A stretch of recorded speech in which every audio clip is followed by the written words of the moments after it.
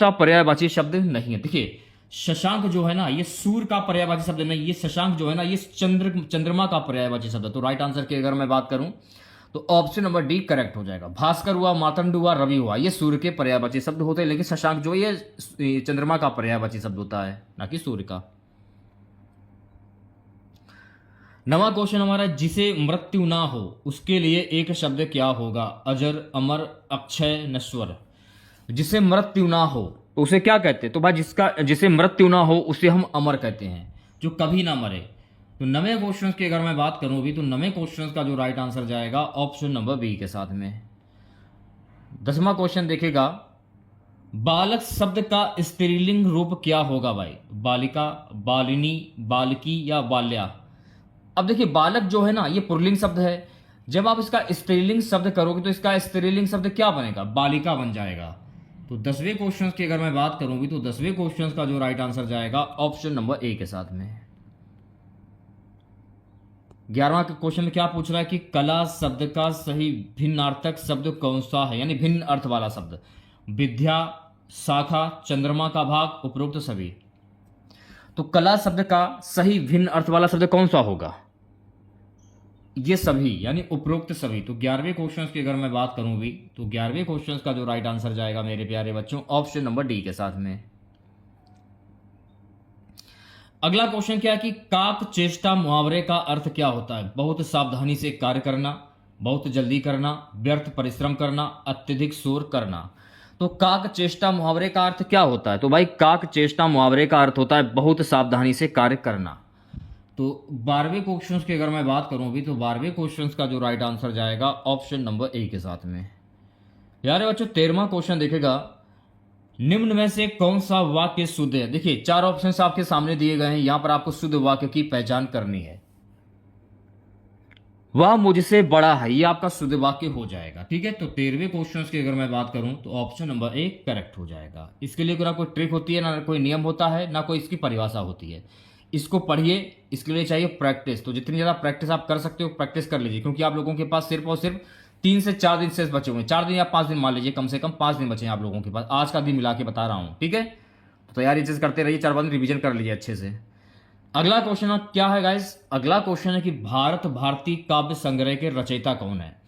मैथिली शरण गुप्त, जयशंकर प्रसाद, रामधारी सिंह दिनकर, सुमित्रा नंदन पंत।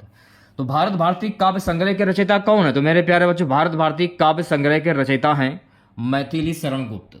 तो भाई 14वें क्वेश्चन की अगर मैं बात करूं भी तो 14वें क्वेश्चन का जो राइट आंसर जाएगा ऑप्शन नंबर ए के साथ में। 15वां क्वेश्चन के निर्वाह में प्रयुक्त उपसर्ग क्या है होगा?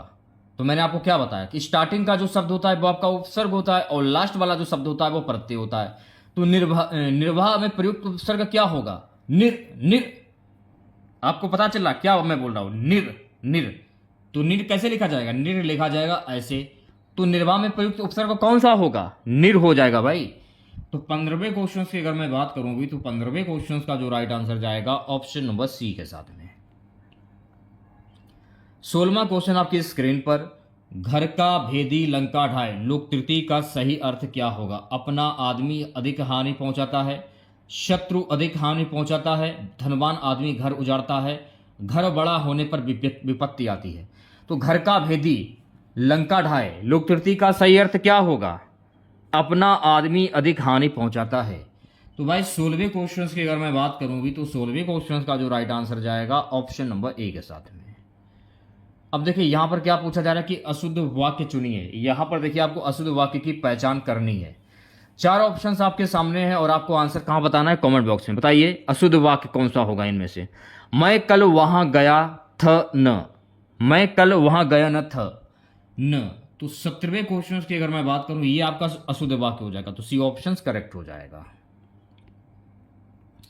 18वां क्वेश्चन देखिएगा, कामायनी किस प्रकार की रचना है? महाकाव्य, उपन्यास, नाटक या गीत संग्रह। तो कामायनी किस प्रकार की रचना? तो मेरे प्यारे जो कामायनी जो है ना ये महाकाव्य रचना है। तो भाई 18वें क्वेश्चन की अगर मैं बात करूंगी तो 18वें क्वेश्चन का जो राइट आंसर जाएगा ऑप्शन नंबर ए के साथ में। 19वां क्वेश्चन क्या है गाइस? 19वां क्वेश्चन हमारा है कि फल शब्द का कौन सा अर्थ नहीं है? परिणाम, प्रसाद, संतान, अन्न। फल शब्द का कौन सा अर्थ नहीं है? तो संतान जो है ना, ये प्रसाद शब्द का अर्थ नहीं है। तो 19वें क्वेश्चन की अगर मैं बात करूं तो ऑप्शन नंबर सी करेक्ट हो जाएगा। तो जैसे कि आपने इंटरमीडिएट का एग्जाम दिया और आपका परिणाम आया, तो परिणाम को क्या बोलोगे? आपका फल आ चुका है, ठीक है। पूजा घर पे हुई, पूजा होने के बाद आपको प्रसाद मिला, तो प्रसाद कैसा मिला? जैसे कि उसमें पंजीरी हो गई, भी हो गई, केला भी हो गया, और भी सारी चीज़ें हो गई, उसको प्रसाद कहते हैं। अन्न किसे कहते हैं? आपने कोई पूजा वूजा वगैरह की, उसमें अन्न का प्रयोग होता है, तो अन्न की भी पूजा की जाती है, तो अन्न को भी हम फल की श्रेणी में लाते हैं, ठीक है। लेकिन संतान जो है ना, ये फल शब्द का अर्थ नहीं होगा, तो सी ऑप्शन करेक्ट हो जाए। अगला क्वेश्चन देखेगा 20वां क्वेश्चन हमारा है कि साकेत काव्य किसकी रचना है? निराला, सुमित्रानंदन पंत, मैथिली शरण गुप्त, रामधारी सिंह दिनकर। तो साकेत काव्य किसकी रचना है? तो साकेत काव्य जो है ना, ये मैथिली शरण गुप्त की रचना है। किसकी होगी ये? मैथिली शरण गुप्त। तो भाई 20वें क्वेश्चन की अगर मैं बात करूं तो 20वें क्वेश्चन का जो राइट आंसर जाएगा ऑप्शन नंबर सी के साथ में। अब आप लोग यूपी जीके के भी कुछ क्वेश्चन देख लीजिए। क्वेश्चन क्या है? Who lead the revolt of Firozabad during the revolt of 1857? यानी 1857 की क्रांति में फिरोजाबाद के विद्रोह का नेतृत्व किसने किया था? मौलवी अहमदुल्ला शाह, अब्दुल्ला गुलाब सिंह, मिर्जा अहमद बेग। तो मेरे प्यारे बच्चों, 1857 की क्रांति में फिरोजाबाद के विद्रोह का नेतृत्व मौलवी अहमदुल्ला शाह के द्वारा किया गया था। तो 21वें क्वेश्चन की अगर मैं बात करूं भी तो 21वें क्वेश्चन का जो राइट आंसर जाएगा ऑप्शन नंबर ए के साथ में। सो गाइस 22वां क्वेश्चन देखेगा। 22वां क्वेश्चन हमारा है, किस नदी को दक्षिण गंगा के नाम से भी जाना जाता है? This river is also known as the Dakshin Ganga, Ganga of the south, Tungabhadra, Kaveri, Krishna या गोदावरी। दक्षिण गंगा के नाम से किस नदी को जाना जाता है? तो मेरे प्यारे बच्चों, गोदावरी नदी को जाना जाता है। तो 22वें क्वेश्चन की अगर मैं बात करूं भी तो 22वें क्वेश्चन का जो राइट आंसर जाएगा ऑप्शन नंबर डी के साथ में। चलिए बढ़ते हैं नेक्स्ट क्वेश्चन की ओर। प्यारे बच्चों, अगला क्वेश्चन देखेगा, उत्तर प्रदेश विधान परिषद की कुल सदस्य संख्या कितनी है 2023 तक? 90, 100, 104, 108। तो मेरे प्यारे बच्चों, उत्तर प्रदेश विधान परिषद की कुल सदस्य संख्या है 100। तो राइट आंसर की अगर मैं बात करूं भी तो भाई 23वें क्वेश्चन का जो राइट आंसर जाएगा ऑप्शन नंबर बी के साथ में, ठीक है। अगला क्वेश्चन देखेगा। सो गाइस अगला क्वेश्चन हमारा है, क्लास को ध्यान पूर्वक देखेगा, उत्तर प्रदेश के किस जिले में सबसे पहले ओडीओपी योजना के अंतर्गत जरी जरदोजी उत्पाद को बढ़ावा दिया गया? In which district of Uttar Pradesh was the zari zardozi product first promoted under the ODOP scheme? Varanasi, Firozabad, Moradabad, Lucknow. तो उत्तर प्रदेश के वाराणसी जिले में सबसे पहले ओडीओपी योजना के अंतर्गत जरी जरदोजी उत्पाद को बढ़ावा दिया गया। तो भाई 24वें क्वेश्चन की अगर मैं बात करूंगी तो 24वें क्वेश्चन का जो राइट आंसर जाएगा ऑप्शन नंबर ए के साथ में। चलिए बढ़ते हैं नेक्स्ट क्वेश्चन की ओर। 25वां क्वेश्चन देखेगा सभी बच्चे। Which of the following fair is associated with Pratapgarh district of Uttar Pradesh? यानी निम्न में से कौन सा मेला उत्तर प्रदेश के प्रतापगढ़ जिले से संबंधित है? दादरी मेला, नागपंचमी मेला, वेला देवी मेला, नंदा देवी मेला। तो वेला देवी मेला जो है ना, ये उत्तर प्रदेश के प्रतापगढ़ जिले से संबंधित है। तो 25वें क्वेश्चन की अगर मैं बात करूं भी तो 25वें क्वेश्चन का जो राइट आंसर जाएगा ऑप्शन नंबर सी के साथ में। 26वां क्वेश्चन देखेगा सभी बच्चे। 26वां क्वेश्चन है कि झांसी की रानी लक्ष्मीबाई के सेनापति झलकारी बाई किस जाति से संबंधित थी? Jhalkaribai the commander of Rani Lakshmibai army belong to which community? Khatik, Lodhi, Koli या कुर्मी? तो मेरे प्यारे बच्चों, झांसी की रानी लक्ष्मीबाई की जो सेनापति थे झलकारी बाई, तो ये कोली जनजाति से संबंधित थी।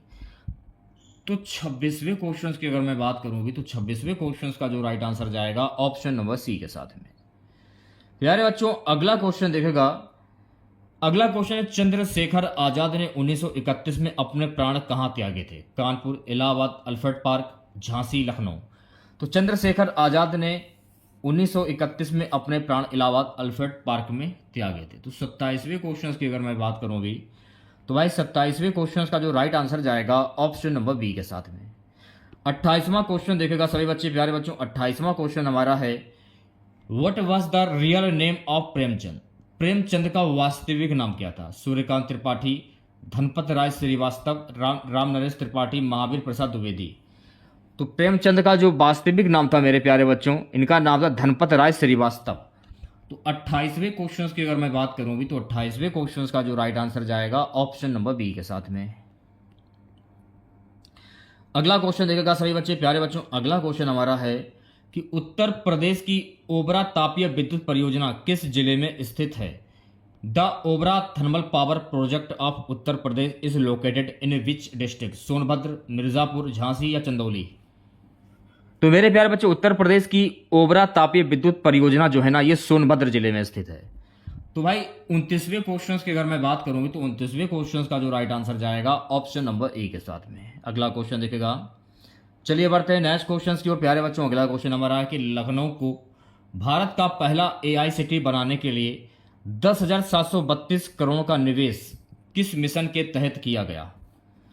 तो लखनऊ को भारत का पहला AI सिटी बनाने के लिए 10,732 करोड़ का निवेश इंडिया AI मिशन के तहत किया गया। तो भाई राइट आंसर की अगर मैं बात करूंगी तो 30वें क्वेश्चन का जो राइट आंसर जाएगा ऑप्शन नंबर ए के साथ में। बढ़ते हैं नेक्स्ट क्वेश्चन की ओर प्यारे बच्चों। अगला क्वेश्चन देखेगा, 1857 के विद्रोहियों द्वारा अवध के राजा के रूप में किसे ताज पहनाया गया था? बिरजिस कद्र, शाह आलम, वाजिद अली शाह, बहादुर शाह। तो 1857 के विद्रोह द्वारा अवध के राजा के रूप में बिरजिस कद्र को ताज पहनाया गया था। तो 31वें क्वेश्चन की अगर मैं बात करूंगी तो ऑप्शन नंबर ए करेक्ट हो जाएगा। प्यारे बच्चों अगला क्वेश्चन देखेगा, यमुना और टोस नदियों के बीच के क्षेत्र को क्या कहा जाता है? What is the region between the Yamuna and Tons rivers called? Bhakhra, Jaunsar Bawar क्षेत्र, वागिलखंड या बुंदेलखंड? यमुना और टोस नदियों के बीच के क्षेत्र को क्या कहा जाता है? जौनसार बाबर क्षेत्र कहा जाता है। तो 32वें क्वेश्चन की अगर मैं बात करूंगी तो 32वें क्वेश्चन का जो राइट आंसर जाएगा ऑप्शन नंबर बी के साथ में। नेक्स्ट क्वेश्चन देखेगा सभी बच्चे प्यारे बच्चों। अगला क्वेश्चन हमारा है, उत्तर प्रदेश विधानसभा की पहली महिला अध्यक्ष कौन थी? रीता बहुगुणा जोशी, श्रीमती सुधा पांडे, श्रीमती प्रेमलता कटियार, सुधा पांडे। तो उत्तर प्रदेश विधानसभा की पहली महिला अध्यक्ष जो थी ये थी सुखदा पांडे। ये 2 बार रिपीट हो गया है ऑप्शन, तो डी ऑप्शन जो है इस क्वेश्चन का करेक्ट आंसर हो जाएगा। चलिए बढ़ते हैं नेक्स्ट क्वेश्चन की ओर प्यारे बच्चों। अगला क्वेश्चन देखेगा, उत्तर प्रदेश में अपर गंगा नहर परियोजना का निर्माण किस गवर्नर जनरल के समय हुआ था? Lord Cornwallis, Lord Harding, Lord Dalhousie, Lord Wellesley. तो उत्तर प्रदेश में अपर गंगा नहर परियोजना का निर्माण जो है ना लॉर्ड डलहौजी के समय में हुआ था। तो भाई राइट आंसर की अगर मैं बात करूंगी तो 34वें क्वेश्चन का जो राइट आंसर जाएगा ऑप्शन नंबर सी के साथ में। नेक्स्ट क्वेश्चन देखेगा सभी बच्चे प्यारे बच्चों। अगला क्वेश्चन देखेगा, अगला क्वेश्चन हमारा है, which mineral of Uttar Pradesh is most useful for the glass industry? Uttar Pradesh का कौन सा खनिज ग्लास उद्योग के लिए सर्वाधिक उपयोगी है? चूना पत्थर, सिलिका बालू, डोलोमाइट, जिप्सम। तो मेरे प्यारे बच्चों उत्तर प्रदेश का जो सिलिका बालू जो है ना खनिज, ये ग्लास उद्योग के लिए सर्वाधिक उपयोगी है।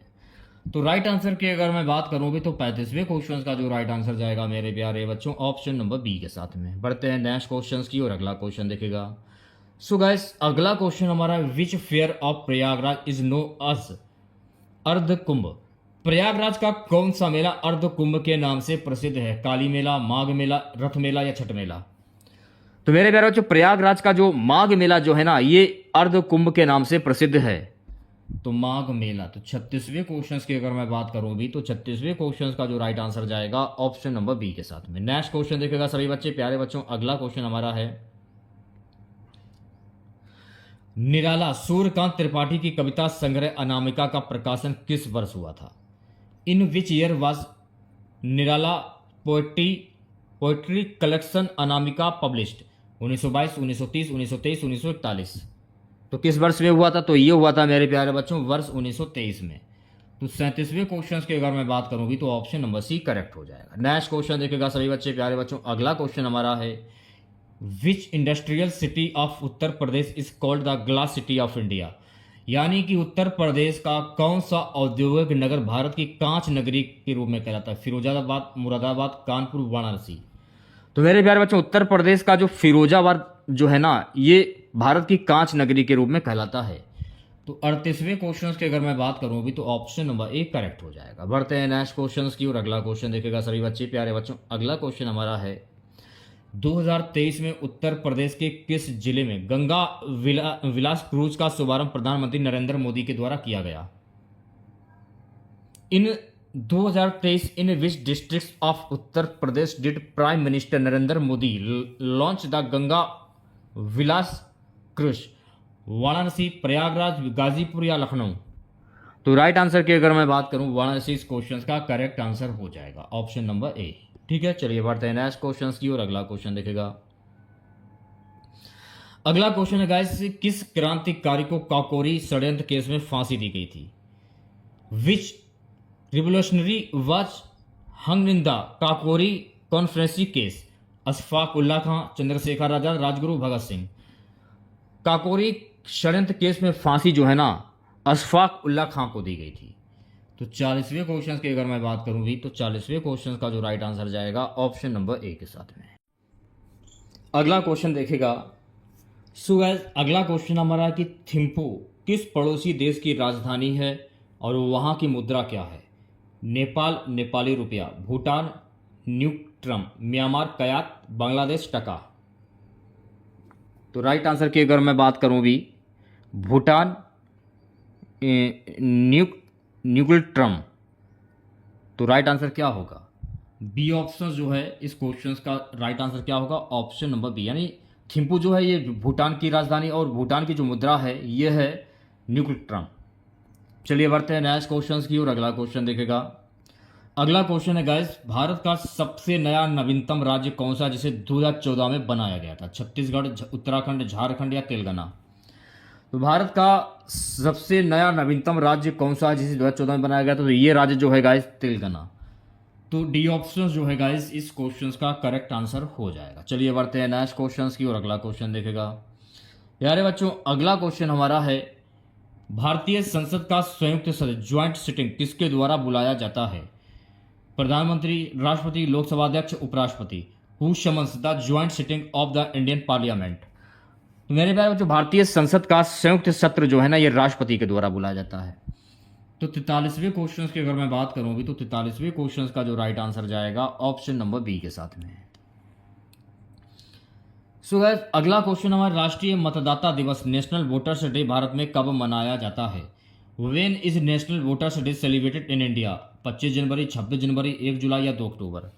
तो राष्ट्रीय मतदाता दिवस जो है ना गाइस ये मनाया जाता है 25 जनवरी को। तो 44वें क्वेश्चन की अगर मैं बात करूं भी तो 44वें क्वेश्चन का जो राइट आंसर जाएगा ऑप्शन नंबर ए के साथ में। चलिए बढ़ते हैं नेक्स्ट क्वेश्चन की और अगला क्वेश्चन देखेगा। सो गाइस, अगला क्वेश्चन हमारा, where is the headquarters of the world health organisation WHO located? विश्व स्वास्थ्य संगठन WHO का मुख्यालय कहां पर स्थित है? न्यूयॉर्क, पेरिस, जिनेवा या रोम? तो मेरे प्यारे बच्चों, विश्व स्वास्थ्य संगठन WHO का मुख्यालय जिनेवा में स्थित है। तो 45वें क्वेश्चन की अगर मैं बात करूं भी तो ऑप्शन नंबर सी करेक्ट हो जाएगा। चलिए बढ़ते हैं नेक्स्ट क्वेश्चन की और प्यारे बच्चों, अगला क्वेश्चन देखेगा, Konark sun temple is located in which Indian state? Konark का सूर्य मंदिर किस भारतीय राज्य में स्थित है? राजस्थान, गुजरात, उड़ीसा, तमिलनाडु? तो मेरे प्यारे बच्चों, कोणार्क का जो सूर्य मंदिर जो है ना ये उड़ीसा में स्थित है। तो 46वें क्वेश्चन की अगर मैं बात करूं भी तो 46वें क्वेश्चन का जो राइट आंसर जाएगा ऑप्शन नंबर सी के साथ में। अगला क्वेश्चन है गाइस कि भरतनाट्यम शास्त्रीय नृत्य किस राज्य से संबंधित है? Bharatanatyam classical dance is associated with which state? Kerala, Karnataka, Tamil Nadu या आंध्र प्रदेश? तो मेरे प्यारे बच्चों, भरतनाट्यम जो है ना ये तमिलनाडु राज्य से संबंधित है। तो राइट आंसर की अगर मैं बात करूंगी तो 47वें क्वेश्चन का जो राइट आंसर जाएगा ऑप्शन नंबर सी के साथ में। सो गाइस, नेक्स्ट क्वेश्चन देखेगा, एशियाई खेल एशियन गेम्स का प्रथम आयोजन कब और कहां हुआ था? When and where the first Asian games held? 1951 नई Delhi Bharat, 1954 Tokyo Japan, 1958 Bangkok Thailand, 1962 Jakarta Indonesia? तो भाई राइट आंसर की अगर मैं बात करूं 1951 नई दिल्ली भारत। तो 48वें क्वेश्चन की अगर मैं बात करूंगी तो 48वें क्वेश्चन का जो राइट आंसर जाएगा ऑप्शन नंबर ए के साथ में। पढ़ते हैं नेक्स्ट क्वेश्चन की और अगला क्वेश्चन देखेगा प्यारे बच्चों। अगला क्वेश्चन हमारा है यूएनईएसयू का पूरा नाम क्या है? What is the full form of UNESCO? तो मेरे प्यारे बच्चों यूएनईएसयू का फुल फॉर्म होता है united nation educational scientific and culture organisation. तो 49 क्वेश्चंस की अगर मैं बात करूंगी तो 49 क्वेश्चंस का जो राइट आंसर जाएगा ऑप्शन नंबर बी के साथ में। ठीक है, चलिए बढ़ते हैं नेक्स्ट क्वेश्चंस की ओर। अगला क्वेश्चन देखेगा। सो गाइस अगला क्वेश्चन हमारा है कि Thomas cup is associated with which sport? Thomas cup किस खेल से संबंधित है? हॉकी, फुटबॉल, बैडमिंटन या क्रिकेट? तो थॉमस कप का संबंध जो है ना गाइस ये बैडमिंटन से होगा। तो 50 क्वेश्चंस की अगर मैं बात करूंगी तो 50 क्वेश्चंस का जो राइट आंसर जाएगा ऑप्शन नंबर सी के साथ में। चलिए बढ़ते हैं नेक्स्ट क्वेश्चन की ओर। प्यारे बच्चों अगला क्वेश्चन देखेगा। भारत और पाकिस्तान के बीच मई 2025 में हुई संघर्ष विराम के लिए कौन सी देश की मध्यस्थता थी? संयुक्त राज्य अमेरिका, चीन या सऊदी अरब? संयुक्त राज्य अमेरिका। तो बी ऑप्शन जो है गाइस इस क्वेश्चन का करेक्ट आंसर हो जाएगा। अगला क्वेश्चन देखेगा सभी बच्चे। प्यारे बच्चों अगला क्वेश्चन हमारा है रियो डी जेनेरियो में जुलाई 2025 में आयोजित 17वें ब्रिक्स शिखर सम्मेलन के दौरान कौन सा देश 2026 के लिए अध्यक्षता संभालने वाला है? रूस, भारत, दक्षिण अफ्रीका या ब्राजील? कौन संभालने वाला है? भारत। तो 52 क्वेश्चंस की अगर मैं बात करूंगी तो ऑप्शन नंबर बी करेक्ट हो जाएगा। चलिए बढ़ते हैं नेक्स्ट क्वेश्चंस की और प्यारे बच्चों अगला क्वेश्चन देखेगा। अगला क्वेश्चन क्या है कि रूस के राष्ट्रपति व्लादिमीर पुतिन किस सम्मेलन में चीनी राष्ट्रपति शी जिनपिंग से मिले जो 2025 में चीन में हुआ था? SCO summit. तो राइट आंसर की अगर मैं बात करूं भी तो 53 क्वेश्चंस का जो राइट आंसर जाएगा ऑप्शन नंबर सी के साथ में। अगला क्वेश्चन देखेगा सभी बच्चे प्यारे बच्चों। अगला क्वेश्चन हमारे अंतर्राष्ट्रीय मुद्रा कोष आईएमएफ के अनुसार 2030 तक वैश्विक सार्वजनिक ऋण लगभग कितना हो सकता है 2025 में जारी रिपोर्ट के अनुसार? तो कितना हो सकता है ये मानकर चलिए 95.1% ऑफ ग्लोबल जीडीपी। तो राइट आंसर की अगर मैं बात करूंगी तो 54 क्वेश्चंस का जो राइट आंसर जाएगा ऑप्शन नंबर बी के साथ में। अगला क्वेश्चन टुकला की सीमा पर 2025 में किस प्रकार का संघर्ष उभरा था? व्यापार युद्ध, सशस्त्र संघर्ष, जल विवाद, सांस्कृतिक असहमति? टुकला की सीमा पर 2025 में सशस्त्र संघर्ष जो है ना ये उभरा था। तो भाई राइट आंसर की अगर मैं बात करूं तो राइट आंसर आपका क्या होगा? ऑप्शन नंबर बी करेक्ट हो जाएगा। ठीक है, चलिए बढ़ते हैं नेक्स्ट क्वेश्चन की और अगला क्वेश्चन दिखेगा।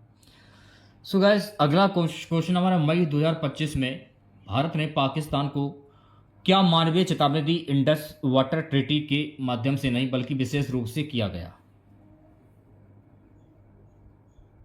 Fluid warning. तो राइट आंसर की अगर मैं बात करूं भी तो 56 क्वेश्चंस का जो राइट आंसर जाएगा ऑप्शन नंबर सी के साथ में।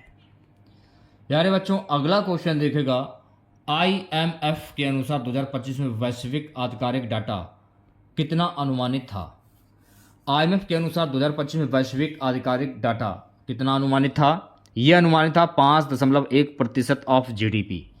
तो भाई 57 क्वेश्चंस की अगर मैं बात करूंगी तो 57 क्वेश्चंस का जो राइट आंसर जाएगा ऑप्शन नंबर बी के साथ में।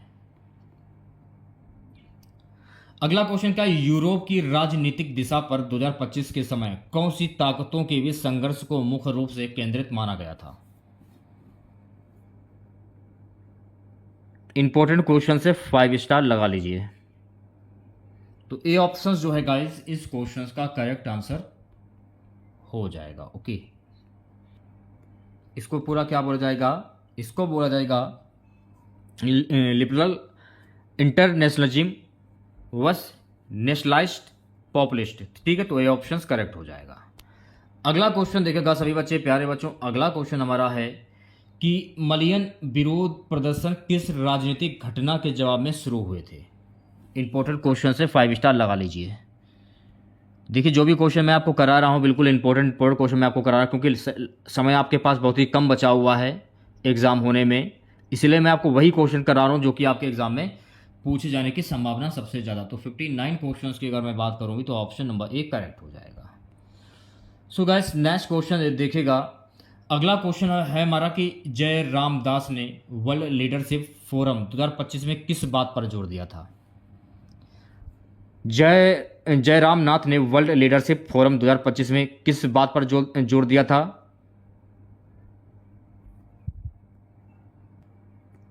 इसको कहा जाएगा diversifying supply chains and markets. तो राइट आंसर की अगर मैं बात करूंगी तो ऑप्शन नंबर सी करेक्ट हो जाएगा। ओके चलिए बढ़ते हैं नेक्स्ट क्वेश्चंस की और अगला क्वेश्चन देखेगा। सो गाइस अगला क्वेश्चन हमारा है कि जब किसी पिंड का वेग 2 गुना कर दिया जाए तो उसकी गतिज ऊर्जा कितनी बढ़ जाएगी। 2 गुना, 3 गुना, 4 गुना या 8 गुना। तो मेरे प्यारे बच्चों जब किसी पिंड का वेग 2 गुना कर दिया जाए तो उसकी जो गतिज ऊर्जा जो है ना ये 4 गुना बढ़ जाएगी। तो 61वें क्वेश्चन की अगर मैं बात करूंगी तो ऑप्शन नंबर सी करेक्ट हो जाएगा। ठीक है नेक्स्ट क्वेश्चन देखेगा सभी बच्चे। सो गाइस अगला क्वेश्चन हमारा है कि मान लीजिए एक परिपथ में यदि प्रतिरोध को आधा कर दिया जाए और विभवांतर को स्थिर रखा जाए तो धारा पर क्या प्रभाव पड़ेगा। दोगुनी हो जाएगी, आधी हो जाएगी, समान रहेगी या शून्य हो जाएगी। तो एक परिपथ में यदि प्रतिरोध को आधा कर दिया जाए तो विभवांतर को स्थिर रखा जाए तो धारा पर जो है क्या प्रभाव पड़ेगा, दोगुनी हो जाएगी। तो 62 क्वेश्चंस की अगर मैं बात करूंगी तो ऑप्शन नंबर ए करेक्ट हो जाएगा। सो गाइस नेक्स्ट क्वेश्चन आपके स्क्रीन पर, ध्वनि तरंगे निर्वात में क्यों नहीं चल सकती। Why can sound waves not travel in vacuum. क्योंकि इनमें द्रव्यमान नहीं होता। बी है क्योंकि इन्हें माध्यम के कणों का कंपन चाहिए। सी है क्योंकि इनका वेग बहुत कम होता है। डी है क्योंकि ये प्रकाश से तेज होती हैं। तो भाई राइट आंसर की अगर मैं बात करूं क्योंकि इन्हें माध्यम के कणों का कंपन चाहिए। तो 63वें क्वेश्चन की अगर मैं बात करूं अभी तो 63वें क्वेश्चन का जो राइट आंसर जाएगा ऑप्शन नंबर बी के साथ में। अगला क्वेश्चन देखेगा। सो गाइस अगला क्वेश्चन हमारा है what does the atomic number of an element represent. किसी तत्व का परमाणु क्रमांक क्या बताता है। न्यूट्रॉन की संख्या, इलेक्ट्रॉन की संख्या, प्रोटॉन की संख्या या द्रव्यमान संख्या। तो मेरे प्यारे बच्चों किसी तत्व का परमाणु क्रमांक जो है ना प्रोटॉन की संख्या बताता है। तो 64 क्वेश्चंस की अगर मैं बात करूं तो 64 क्वेश्चंस का जो राइट आंसर जाएगा ऑप्शन नंबर सी के साथ में। नेक्स्ट क्वेश्चन देखेगा। वह प्रक्रिया जिसमें ठोस सीधे गैस में बदल जाता तो यह क्या कहलाता है। What is the process called when A solid directly change into gas. बाष्पीकरण, संघनन, ऊर्ध्वपातन या आशवन। वह प्रक्रिया जिसमें ठोस सीधे गैस में बदल जाती है तो यह ऊर्ध्वपातन कहलाता है। तो 65 क्वेश्चंस की अगर मैं बात करूं अभी तो ऑप्शन नंबर सी करेक्ट हो जाएगा। अगला क्वेश्चन देखेगा सभी बच्चे प्यारे बच्चों। अगला क्वेश्चन क्या है कि अम्ल का स्वाद समानता कैसा होता है। What is the general taste of an acid. मीठा, खट्टा, कड़वा, नमकीन। तो अम्ल का स्वाद जो है ना ये समानता खट्टा होता है। तो 66 क्वेश्चंस की अगर मैं बात करूं अभी तो ऑप्शन नंबर बी करेक्ट हो जाएगा। सो गाइस नेक्स्ट क्वेश्चन देखेगा। अगला क्वेश्चन हमारा which is the largest gland in the human body. यानी मानव शरीर की सबसे बड़ी ग्रंथि कौन सी है। अग्नाशय, यकृत, लार ग्रंथि या अधिवृक्क ग्रंथि। तो मानव शरीर की सबसे बड़ी जो ग्रंथि है यह है यकृत यानी लीवर। तो 67 क्वेश्चंस की अगर मैं बात करूं भी तो ऑप्शन नंबर बी करेक्ट हो जाएगा। अगला क्वेश्चन देखेगा सभी बच्चे। अगला क्वेश्चन है guys what is the normal pH of human blood. यानी मनुष्य के रक्त का पीएच सामान्यता कितना होता है।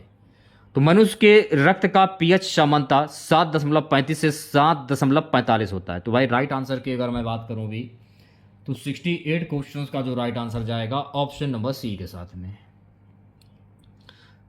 नेक्स्ट क्वेश्चन आपके स्क्रीन पर ये रहा गाइस। प्रकाश संश्लेषण की प्रक्रिया में पौधे किस गैस को अवशोषित करते हैं। Oxygen, carbon dioxide, nitrogen, hydrogen. तो मेरे प्यारे बच्चों प्रकाश संश्लेषण की प्रक्रिया में पौधे जो है ना ये कार्बन डाइऑक्साइड से गैस को अवशोषित करते हैं। तो 69 क्वेश्चंस की अगर मैं बात करूं भी तो ऑप्शन नंबर बी जो है इस क्वेश्चंस का करेक्ट आंसर हो जाएगा। चलिए बढ़ते हैं नेक्स्ट क्वेश्चंस की ओर प्यारे बच्चों। अगला क्वेश्चन देखेगा। अगला क्वेश्चन है गाइस कि मानव मस्तिष्क का कौन सा भाग श्वसन और हृदय की गति को नियंत्रित करता है। सेरिब्रम, सेरिबेलम, मेडुला ऑब्लांगेटा या पोष। तो मानव मस्तिष्क का जो गाइस मेडुला ऑब्लांगेटा जो भाग जो है ना ये श्वसन और हृदय की गति को नियंत्रित करता है। तो 70 क्वेश्चंस की अगर मैं बात करूं भी तो ऑप्शन नंबर सी करेक्ट हो जाएगा। ठीक है, चलिए बढ़ते हैं नेक्स्ट क्वेश्चंस की ओर। अगला क्वेश्चन दिखेगा प्यारे बच्चों, अगला क्वेश्चन हमारा है कि संविधान सभा की उद्देश्य प्रस्ताव ऑब्जेक्टिव रेवोल्यूशन जो आगे चलकर प्रस्तावना यानी कि प्रॉब्लम बनी, किसने प्रस्तुत की थी? जवाहरलाल नेहरू, डॉक्टर राजेंद्र प्रसाद, डॉक्टर भीमराव अम्बेडकर, सरदार वल्लभ भाई पटेल। तो ये प्रस्तुत की थी जवाहरलाल नेहरू ने। तो 71 क्वेश्चन की अगर मैं बात करूं अभी तो ऑप्शन नंबर ए करेक्ट हो जाएगा। ओके, नेक्स्ट क्वेश्चन आपकी स्क्रीन पर प्यारे बच्चों, अगला क्वेश्चन हमारा है कि भारतीय संविधान का कौन सा संशोधन मिनी संविधान यानी मिनी कॉन्स्टिट्यूशन कहलाता है? 24वां संशोधन, 42वां संशोधन, 44वां संशोधन या 52वां संशोधन? तो भारतीय संविधान का जो 42वां संशोधन जो है ना, ये मिनी कॉन्स्टिट्यूशन कहलाता है। तो राइट आंसर की अगर मैं बात करूं भी तो 42वें क्वेश्चन का जो राइट आंसर जाएगा ऑप्शन नंबर बी के साथ में। नेक्स्ट क्वेश्चन आपकी स्क्रीन पर प्यारे बच्चों, अगला क्वेश्चन हमारा है कि मौलिक अधिकारों को निलंबित यानी कि सस्पेंड करने की शक्ति किस अनुच्छेद के अंतर्गत है? अनुच्छेद 352, अनुच्छेद 358, अनुच्छेद 360, अनुच्छेद 368। तो मौलिक अधिकारों को निलंबित करने की शक्ति जो है ना, अनुच्छेद 358 के अंतर्गत है। तो राइट आंसर की अगर मैं बात करूं आर्टिकल 358, तो ऑप्शन नंबर बी करेक्ट हो जाएगा।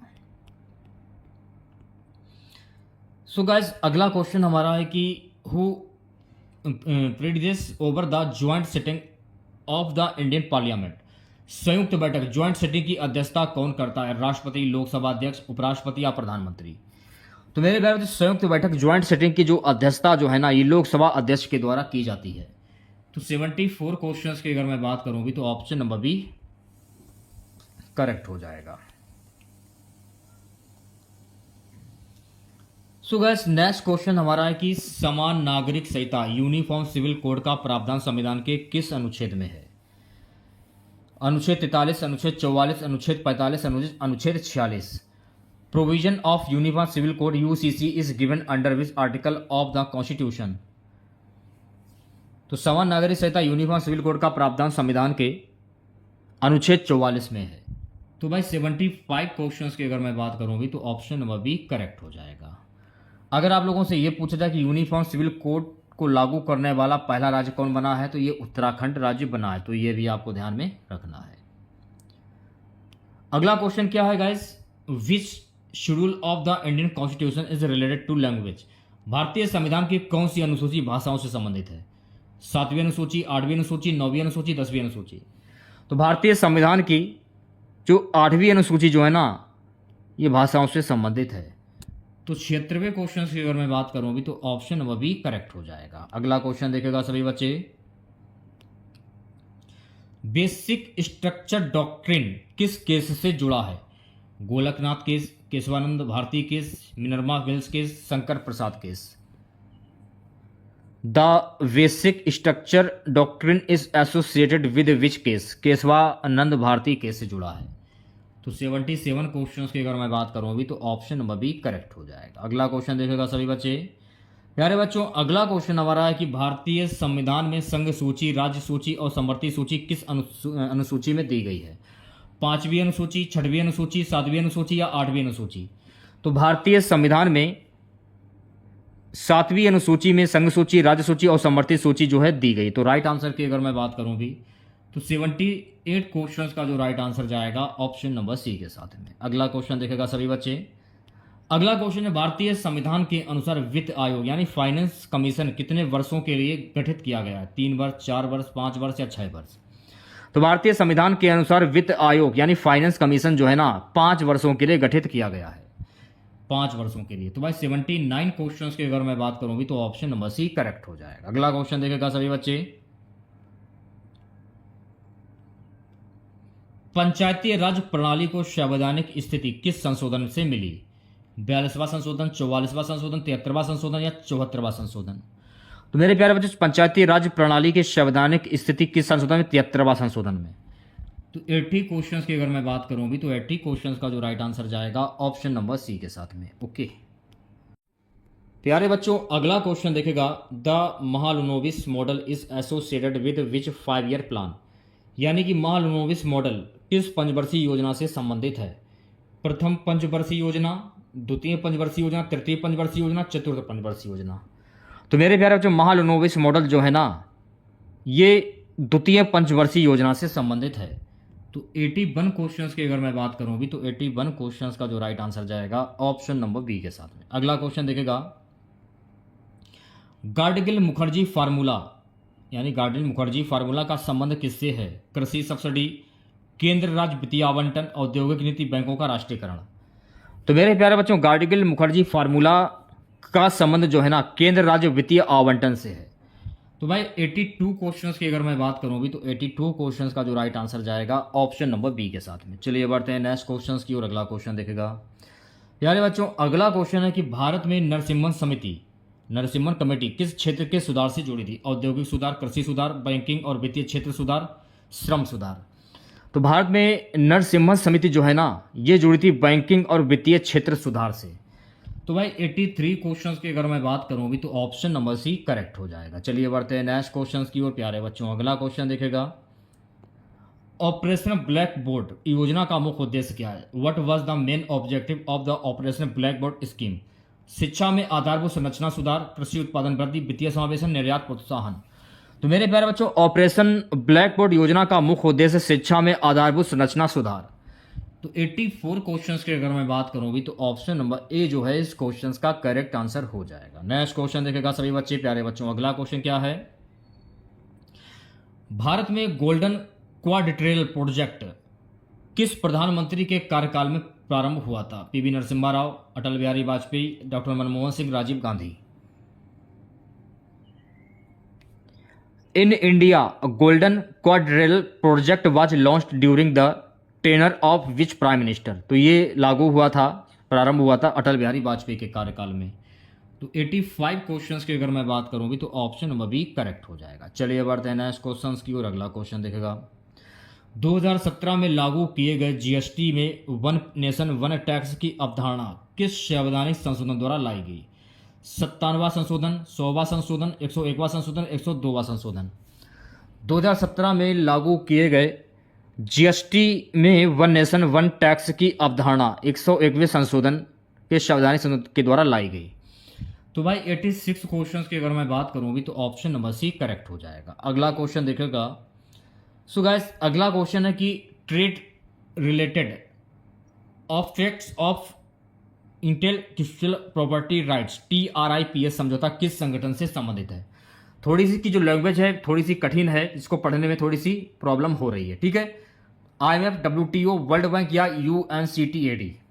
तो राइट आंसर की अगर मैं बात करूं WTO। तो 87 क्वेश्चंस की अगर मैं बात करूंगी तो ऑप्शन नंबर बी करेक्ट हो जाएगा। अच्छा WTO का फुल फॉर्म क्या होता है अगर आपसे ये पूछा जाए? आप लोग एक काम करिए कमेंट बॉक्स में बताइए आप लोग, ठीक है। अगला क्वेश्चन देखेगा, अगला क्वेश्चन है द स्लोगन गरीबी हटाओ was given during which 5 year plan? गरीबी हटाओ का नारा किस पंचवर्षीय योजना के दौरान दिया गया था? तृतीय पंचवर्षीय योजना, चतुर्थ पंचवर्षीय योजना, पंचम पंचवर्षीय योजना, छठी पंचवर्षीय योजना। तो मेरे प्यारे बच्चों गरीबी हटाओ का नारा जो है ना ये प्रथम पंचवर्षीय योजना में दिया गया था। तो 88 क्वेश्चंस की अगर मैं बात करूं भी तो ऑप्शन नंबर सी करेक्ट हो जाएगा। अगला क्वेश्चन देखेगा सभी बच्चे। सो गाइस अगला क्वेश्चन हमारा है श्रम संहिता यानी कि लेबर कोड 2020 में कितनी मुख्य संहिताओं में श्रम कानून को समाहित किया गया है? 2, 3, 4 या 5? तो राइट आंसर की अगर मैं बात करूं 4। तो 89 क्वेश्चंस का जो राइट आंसर जाएगा ऑप्शन नंबर सी के साथ में। अगला क्वेश्चन देखेगा, नई औद्योगिक नीति न्यू इंडस्ट्रियल पॉलिसी 1991 में किस प्रावधान को समाप्त किया गया था? औद्योगिक लाइसेंस प्रणाली, बैंकिंग नियंत्रण, सार्वजनिक क्षेत्र का विस्तार, विदेशी निवेश की अनुमति। तो मेरे प्यारे बच्चों नई औद्योगिक नीति पॉलिसी यानी न्यू इंडस्ट्रियल पॉलिसी 1991 में औद्योगिक लाइसेंस प्रणाली को समाप्त किया गया था। तो राइट आंसर की अगर मैं बात करूंगी तो ऑप्शन नंबर ए करेक्ट हो जाएगा। चलिए बढ़ते हैं नेक्स्ट क्वेश्चंस की और अगला क्वेश्चन देखेगा, विश्व की सबसे गहरी झील बैकाल झील किस भूवैज्ञानिक संरचना से बनी है? ज्वालामुखी, क्रेटर, टेक्टोनिक रिफ्ट, हिमनदी कटाव, एल्यूवियल क्रिया। तो विश्व की सबसे